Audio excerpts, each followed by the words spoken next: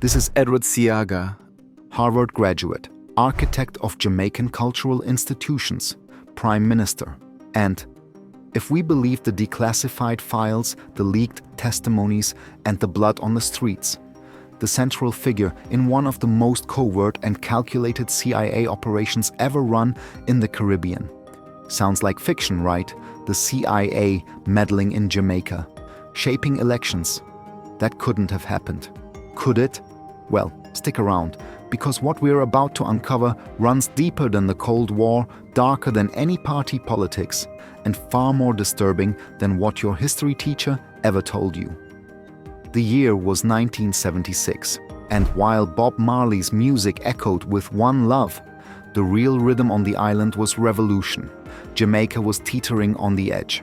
Michael Manley, the sitting prime minister, wasn't just leading a government, he was leading a movement, one that talked openly about democratic socialism, worker ownership, land reform, and independence from global financial powers. And the US? They were watching with growing anxiety. Manley was cozying up to Fidel Castro. Cuban advisors were flying in.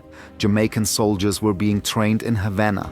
And Washington, already humiliated by the Cuban Missile Crisis and paranoid about communism's spread, saw a nightmare brewing, a red Jamaica, just 90 minutes from Miami. So what does a superpower do when its ideological enemy starts winning influence without firing a single shot? It finds allies, it plays the long game, it doesn't invade, it infiltrates. And in Jamaica, that meant one name: Edward Seaga. Edward Philip George Seaga wasn't just a politician. He was a mind, an anthropologist, a planner, a cold strategist with a deep understanding of Jamaican society and culture. He helped craft the island's independence constitution. He built social housing projects. He even established the Jamaica Festival and the Institute of Jamaica. But by the late 70s, Seaga was more than a builder. He was the last firewall between Jamaica and socialism. The CIA noticed. According to declassified US cables and investigative journalism from sources like The Washington Post and Counterpunch, the agency began funding civil groups aligned with Seaga's Jamaica Labour Party, JLP. These weren't just donations, they were strategic injections, money funneled into youth training programs, economic development schemes, and media outlets that subtly but consistently opposed Manley's agenda. Radio programs started shifting tone. Pamphlets warned of Cuba-style repression. Pro-JLP rallies were better funded, better organized, and better protected. The game wasn't fair. It wasn't supposed to be. Seaga was the man they trusted, and he welcomed the support. He believed that stopping Manley's march toward socialism was worth every dollar, every handshake, and, as it would turn out, every bullet. Politics in Jamaica had never been peaceful, but in the 1970s it became militarized.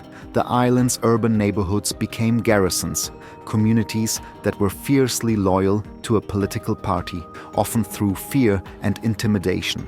And nowhere was this more evident than in Tivoli Gardens, the crown jewel of Seaga's constituency.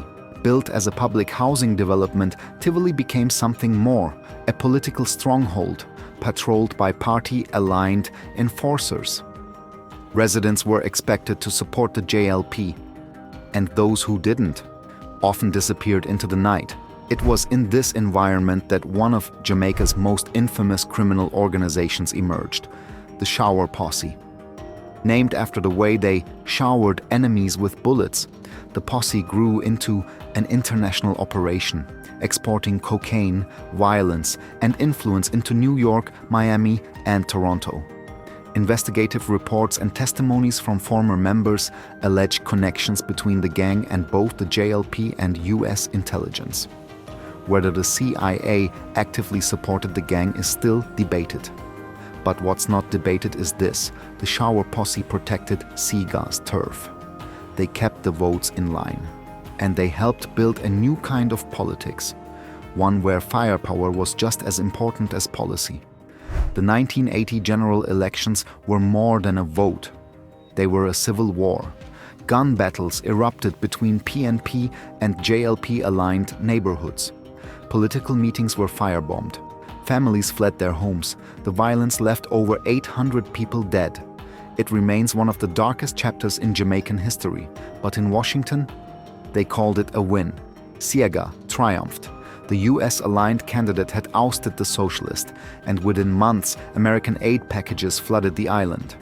Ronald Reagan himself landed in Kingston, flashing smiles, shaking hands, promising prosperity. The IMF returned, private enterprise was promoted, and foreign investors got sweet deals to build resorts and factories. But the price was steep. Local industries crumbled under competition, inflation soared, and garrisons, once meant to defend democracy, became permanent fixtures. Zones where dawn men ruled and police tread carefully. Seaga stayed in power until 1989.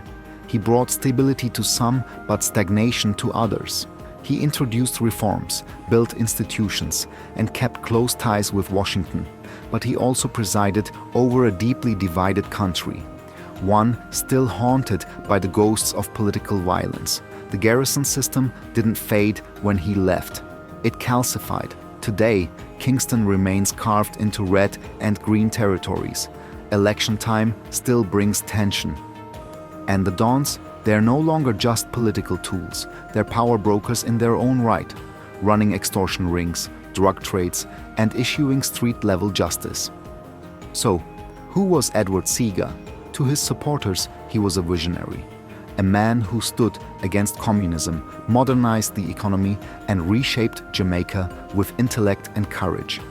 To his critics, he was the godfather of garrison politics, a willing participant in a system that turned neighborhoods into war zones and handed parts of Jamaica over to armed gangs. But here's what everyone agrees on. He didn't act alone. The CIA came to win. And in Edward Seaga, they found their sharpest weapon. This story is based on declassified CIA documents, interviews with former operatives, and testimonies from people who lived it. The full truth, still locked in archives, still hidden behind redacted pages. But the damage, still echoing in every bullet hole, every voter afraid to switch sides, every youth trapped in a turf war that started long before they were born. Like, subscribe, share. JamNow Media, telling the stories no one else will.